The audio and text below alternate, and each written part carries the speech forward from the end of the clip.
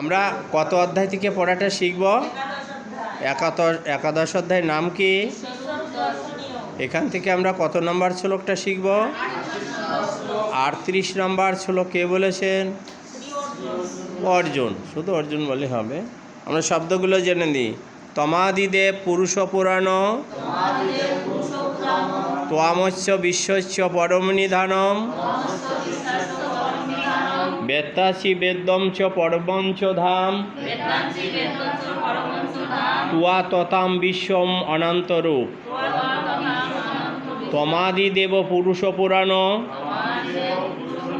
ত্বমস্য বিশ্বস্য পরম নিধানম, বেত্তাসি বেদ্যম চ পরমঞ্চ ধাম, তুয়া ততাম বিশ্বমানন্তরূপ। আমরা এখন 30 টুক ছন্দে পাঠটা করব।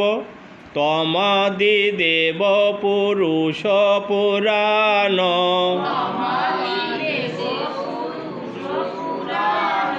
ত্বমস্য বিশ্বস্য পরম নিধানম, বেত্তাসি বেদ্যম চ পরমঞ্চ ধাম, তুয়া ততম বিশ্বমানন্তরূপ।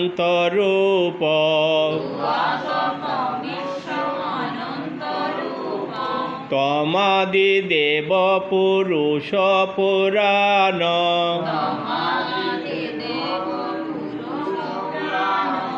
ত্বমস্য বিশ্বস্য পরম নিধানম, বেত্তাসি বেদ্যম চ পরমঞ্চ ধাম, তুয়া ততম বিশ্বমানন্তরূপ।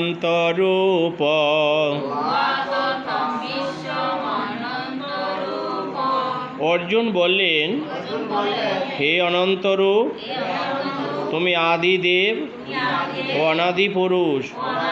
তুমি এই জগতের পরম আশ্রয় এবং জ্ঞাতা ও জ্ঞাতব্য।